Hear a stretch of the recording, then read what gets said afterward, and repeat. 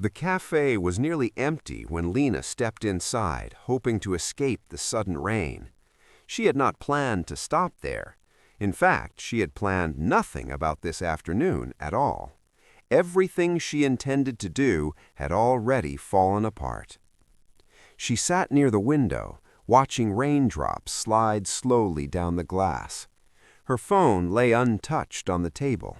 For once, there were no messages demanding her attention, no reminders of unfinished tasks, just the sound of rain and the quiet hum of the room.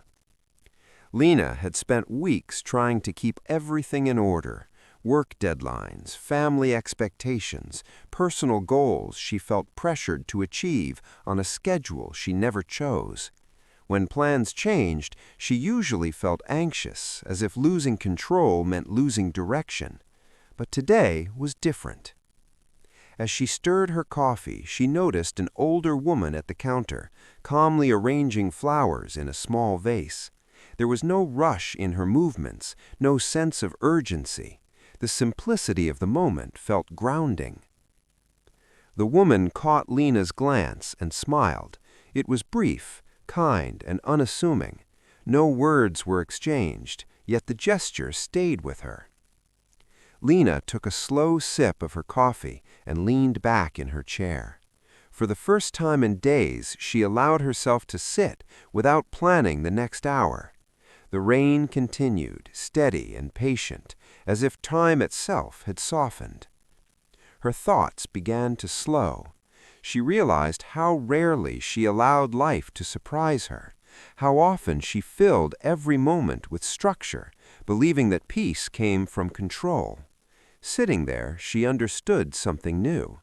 Peace sometimes arrives when plans fall away.